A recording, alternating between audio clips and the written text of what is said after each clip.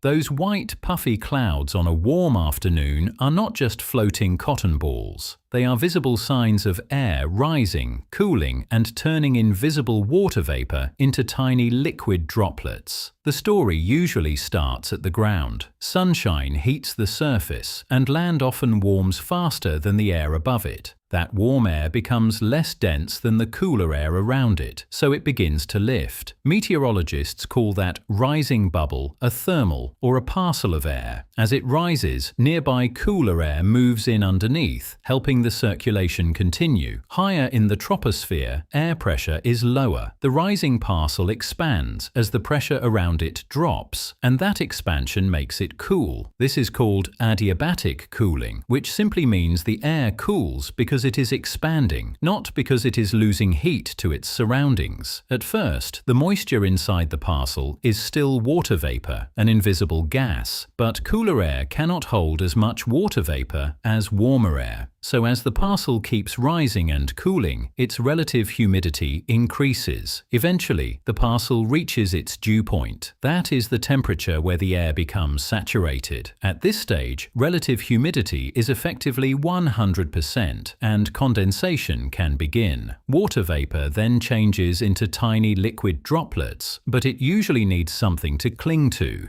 Small particles such as dust, smoke, sea salt, or other aerosols act as condensation nuclei. Droplets form around them, and a cumulus cloud becomes visible. The height where this first happens is called the lifting condensation level. To a skywatcher, it is the cloud base. That is why many cumulus clouds have flat bottoms. Lots of rising parcels from the same heated area reach saturation at about the same height, so the base appears level across the sky. Cloud base height also gives a useful clue about moisture near the ground. A low base often means the lower atmosphere is fairly humid, so air does not need to rise far before it saturates. A high base usually suggests drier air below the cloud, requiring more lift and more cooling before condensation begins. What happens next depends on atmospheric stability. Stable air resists vertical motion, so cumulus clouds may stay small, shallow, and fair weather.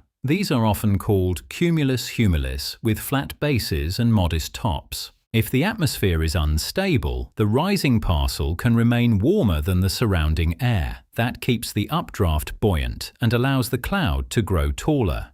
Once condensation starts, latent heat is released inside the cloud, which can further support the rising motion. With enough moisture and instability, a small cumulus can build into cumulus mediocris, then into taller cumulus congestus with cauliflower tops. These larger clouds show stronger vertical development and can bring showers, gusty winds, or eventually help lead toward thunderstorms if conditions keep improving. So the simple recipe is surface heating, rising air, expansion, cooling, saturation, condensation, and then growth shaped by stability. Next time you see a row of flat-bottomed cumulus clouds, you are looking at the height where rising air first became saturated. The cloud is a marker in the sky, showing convection at work.